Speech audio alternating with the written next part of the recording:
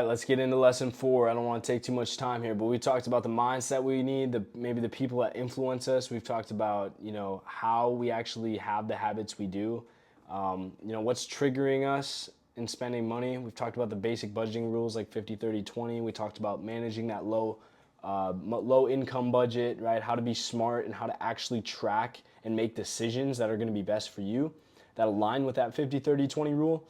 Now we're going to talk about debt reduction, right? Because that's that 20%, right? Or ideally more as we're getting started. But how do we prioritize high interest debt, and what does it do? And what is the actual impact of debt, and how should we think about it? But first, let's talk about a concept called depression. We've probably heard of this, right? Clinical depression. You have, it's rising a lot, right? Because of people are feeling lonely, they're feeling sad. And we've talked about loneliness. It's, the lack of mastery of the solitude, right? Not having those inner, discussions, those inner voices in your head being heard, right? And so you can't enjoy being present with yourself. So when things feel hopeless, right, then you're gonna start feeling depressed, right? When you feel like you don't have control and you want to keep shutting up that voice that's trying to actually help you at the end of the day, you're not listening to that person, or you are and you're just telling yourself all the wrong things. So in order to stop feeling hopeless, you have to start regaining a little bit of control, right? I'm not an expert on psychology, but what I've known and what I've seen from people that I've known have dealt with issues like this, even myself for a little bit, is being able to feel like you have some sort of power in this world gives you competence. And competence breeds confidence, as we've said so many times. And that's where you start getting that control. Control, right, and discipline are what gets you to the top. Control really, can be hacked in other ways, as we said, just by finding other ways in your life to build a little bit of discipline, which is the whole point of this community, right? The other courses that we've had. Being in control of when you make decisions that are best for you or not. Now I want to talk about something even deeper. 500 years ago, right, peasants worked about 220 days out of the year on farms, right, on little plots of land, and in exchange, they got to live there, right? They had housing, shelter, all the means, right? They could, in comfortable life for what it would be at that time, as well as food, because they're obviously farming and working the land.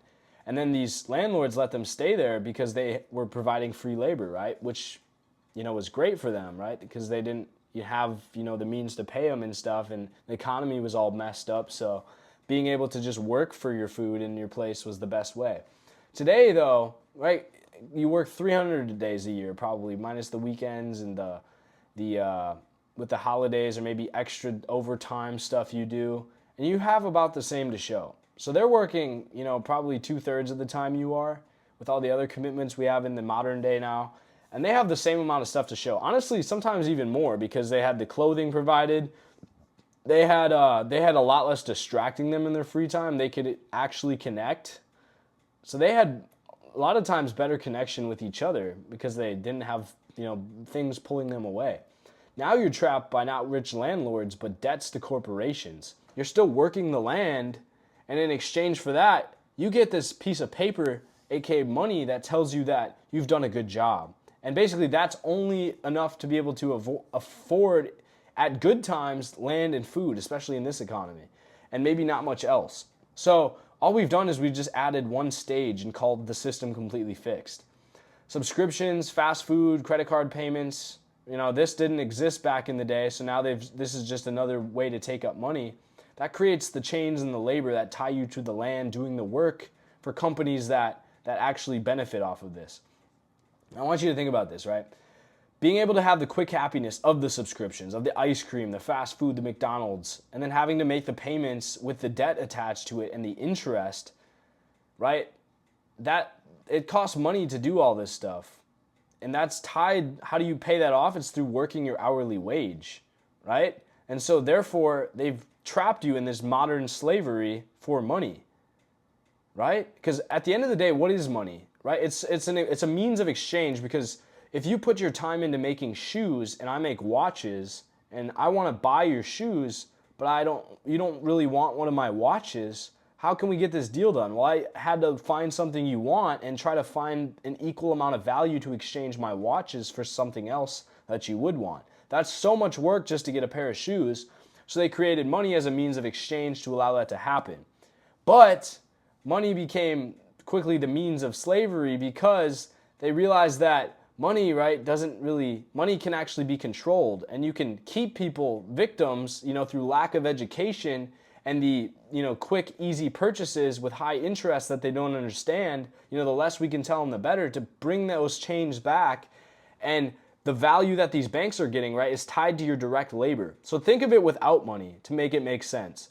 These corporations, right, the Capital One, the American Express, whoever they are, they make money not because you pay them money, but because they get this piece of paper from you doing work in the real world.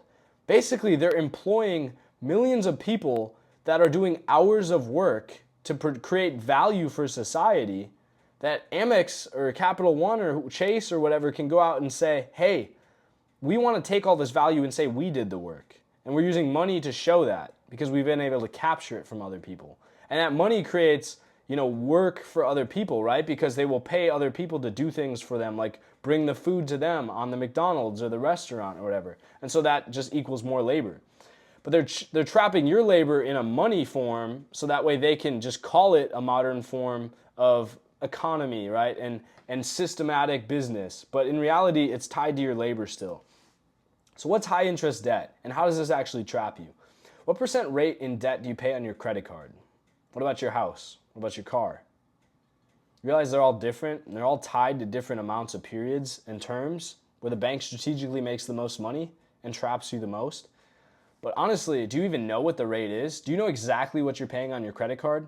Because I want you to think about it, right? They don't want you to know the rate exactly, or they make it hard to find so that they can keep control.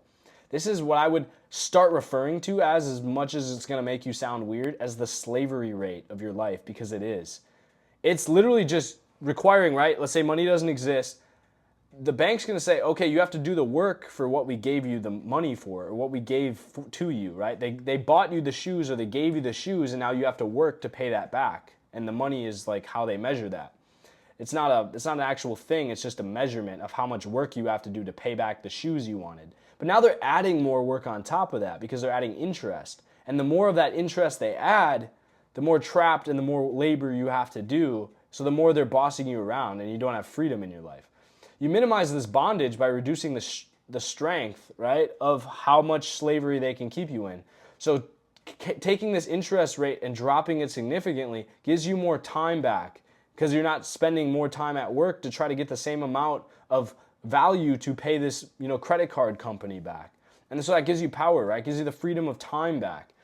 And it tackles the hardest holding bonds first, right? To be able to do that, to be able to finally clear off this debt. So we're going to start with the highest annual % yield, if you don't know what APY is. Basically, how much interest is that, device or that credit card going to bring into this company each year? And that's dependent on how much you use it. Why is debt good or bad? A lot of times we just think it's bad, but it can be good too. Debt's great, right? Debt inherently is great as long as it's for other people, right? Because other people are then doing the work at the slave labor rate for you. I'll stop saying, slave labor, but I want you to grasp that concept, right? They're basically doing servitude to you to be able to work in areas where you otherwise wouldn't have to work as long as you're employing them under debt. So, right, as long as it's owed on something else that's paying you money, it's fine, like businesses or real estate, whatever it's going to be. Let's say it's a house, right? If you're renting out your house, or maybe you have a duplex, you're renting out the other half of your house, someone else is working to pay that money for the house. AKA, it's their time and money giving you a place to live. So they're basically working for you, right? Think of it like that, and it makes a lot more sense. You're paying your own slave wage instead of just handing it off. You're paying your own rent, you're paying your own, mortgage, your own bills, instead of having other people do the work for you. The rich use the market. Think of this as an even broader concept, right? They use the stock market, which is a series, the S&P 500, the biggest 500 companies in the US, like Apple, right? And Apple makes a bunch of devices, right? And they employ a bunch of people to do that, but they're bringing in money that you pay by doing work yourself. So they're taking all this labor you've done, giving you an iPhone for it and saying congrats, but they're taking all those labor coupons, right? And then they're saving a bunch of them and then investing them in other projects to save them time and effort. And then the rich people make money when those companies, bring in all these labor coupons from your work that you traded in for the iPhone. And the rich, when they make money in the market, they're basically getting free labor, right? So they can take that labor coupon or the money, right? And they can employ that for things that, they want. They can hire servants, right? They can hire butlers. They can, get restaurant food delivered to them, whatever it's going to be. Maybe it's just buying a new car, right? Somebody else worked for that car then. They don't really have to work. They just put their money to work for them. And so it's just adding extra steps to the concept of having another human being work for you. So in order to reduce your debt, now that we've really grasped what it means to be in debt and how you are tying yourself to another human being in the same way that you would if you were their servant, how do we pay it off? So there's two different big ways I would focus on. There's the avalanche and there's the snowball. The avalanche is targeting the high interest debt first, aka the highest chain bondage that will hold you back to these companies and these individuals. And it's going to create a faster savings on your interest because it's not going to compound as fast, but it's going to take longer. Or you have the snowball, right, which is small balances, right? Maybe it's like you have like 20 different credit cards and they all have $100 on them. So to avoid them from growing by, waiting 3 months on one card, you're going to pay off all these small ones first.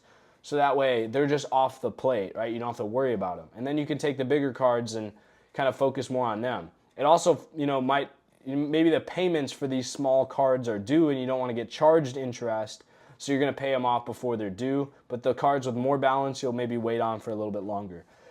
Those quick wins also build motivation, right? Think of it like your 3-step morning routine from the mindset course. You did these small tasks and they start compounding you into feeling good for the day and knowing that you are actually achieving and you have control over yourself and your mind. So which of them should you use?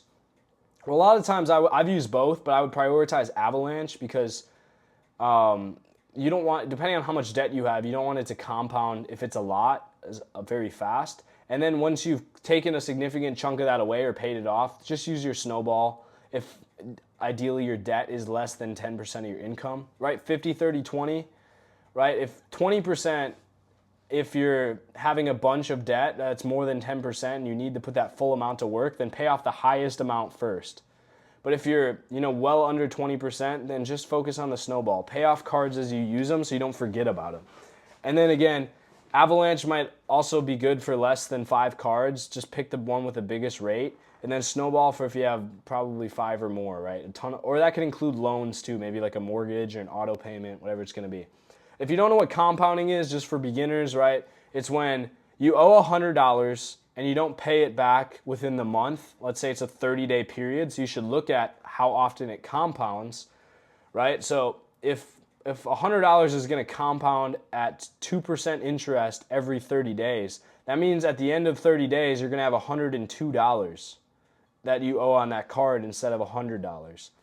So the bad part about that is the next 30 days, if you don't pay it off still, then they're not charging you 2% of $100, they're charging you 2% of $102. And all of a sudden this made up number of $2 that they just charged you is now also working against you, which is why it's just made up numbers that keep getting added on. And compounding can be really dangerous if you let it build up too much. So in order to get a better understanding, we've talked about this before, but set up your tracking methods. Use Monarch, right, if you can afford the $15 a month or whatever it costs. Or just do the spreadsheet. You can literally find free budget templates on Google. I can also, shoot them out in the chat if you guys really are having trouble finding a good one. But review your apps. Again, bank accounts daily. Please do that, just so you have the pulse. I have to do it so I can track write-offs for my business, but you should just do it to track the expenses and what subscriptions you're not paying attention to. Like Capital One or American Express, your mortgage or rent, your car bill. Prioritize the highest one first. Again, ideally the highest interest one, like we've said, if you have, you're kind of trying to get out of the hole. And that's typically the shortest period debt, right? Credit cards are going to accumulate interest every 30 days. You might have longer term debt than that, like quarterly or semi-annually, but traditionally credit cards have the highest rate. Your car loan might be 6 to 8% interest each year. And then your credit card might be 2% each month, so it can be really dangerous. Apps tend to have debt tracking features as well that show you your net worth, which is basically all of the debts that you owe versus everything you could sell right now or any money in the bank that you could pay off your debt with. And it shows you the net difference between the two, which is your net worth. And I want you to start celebrating milestones. Like verbally, again, smile like a weirdo, like we say all the time, for 10 seconds. Trigger that dopamine release or serotonin. And then say, I did a great job. I'm really proud of myself. Start building that subconscious mindset like a dog to get rewarded when you do these hard tasks. Like again, if you're snowballing, pay off the small little balances of $50 and be like, good job. That was really awesome of me taking care of that. Do you decrease debt or invest money? And I've dealt with this question. I've heard people ask me this, but it really depends on the percentage, right? It depends on what stage and what progression of your career you're at. But, right, like I've heard my father speak about this when they were going to retire here. Like, should we pay off the mortgage if we're going to sell the house anyway? If the money's earning more money in the market, if the money's growing by 8% each year in the market and the mortgage interest is only 4%, right? Maybe we should just leave the money in the market because it'll make more. But that's kind of, the general rule about it. So almost always at this point though, when you're getting started, you kind of need to decrease your debt first because it's more about building the habits as well as building the, congratulating yourself and building those mental milestones of, hey, you can actually do this. That discipline is the first factor we need to establish. If we go back to mindset, that's why we're doing it. So you can get in the habit of not falling behind like this again. So first, especially in this position, really try to decrease your debt. And then when you have it all paid off, then we're going to really start looking at investing from that point forward. The exception is when debt is for assets paid by others, right? Like if you have a mortgage, you don't need to make your mortgage payment if you have a tenant in there that's paying it for you. You don't need to put your own income toward it right away. Like if you're going to get paid by your tenant, right, or your renter at some point in the month. Just wait to pay it if it's not due yet until you get that money coming in. And then use their money or their labor, right, their servant rate to pay that income. And then save yours and put in like the stock market or toward other debt, right? Or if the debt's really low, this is kind of a more advanced level tip if you have better mastery. For now, I would still just stick to this. But if you have less than 2% APR, which is meaning per year it's 2%. So each month it would be 2% divided by 12. So like fractions of a percent where it's not really adding anything. Then you can kind of wait on it as long as your money's doing other things or maybe in a savings account where it's outperforming that.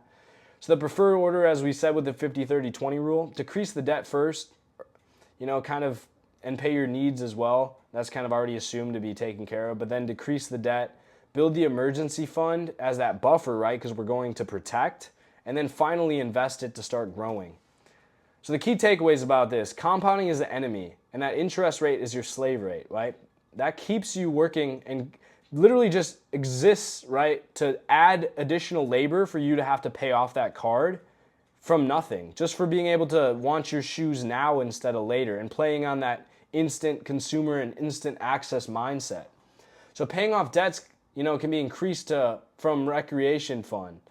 Right? So, and this should have said fund, but it can also be fun too. It's like the wants basically category. So whatever, this recreation or fun category, you can, instead of 50-30-20, maybe do 50-20-20, and then maybe 10% for investments or 50-20-40, right? Make small adjustments from the category you don't need, which is actually your wants category, and contribute it toward that. And then decide between, again, reflecting back, who's giving you the mental habits? Who do you need to cut out of your life? Go back to the relationships course. Who is, toxic, telling you to go out and spend money at the club? And who's telling you to actually be smart and invest your money? Make those decisions about your friendships, your inner circles, and who you connect with. Do you want to enjoy life now, or do you want to be forever trapped in it? Right? Because that's really the same point. Giving someone else your money and giving them the interest to charge you later means you're going to be working twice as hard at the end of the day to pay off that debt instead of just being smart about how you do it. Start setting aside money for debts and emergency funds and start being smart about that because eventually that builds us the buffer to actually continue on to the next phase, and we'll cover that in the next lesson. With that said, thank you guys for paying attention here. This lesson was crucial. Understand how that interest rate and that slave rate or that servant rate works and how it's working against you. Waking up and figuring that out is the first big step to having control over your finances because it makes you more frugal and it makes you more cautious. So you can start putting money to use in ways that will actually prevent having to do that in the future. Thank you guys for listening. This next lesson is going to be so critical toward wrapping up where we're going with this financial journey, but we still have a few lessons to go. So I'll see you soon.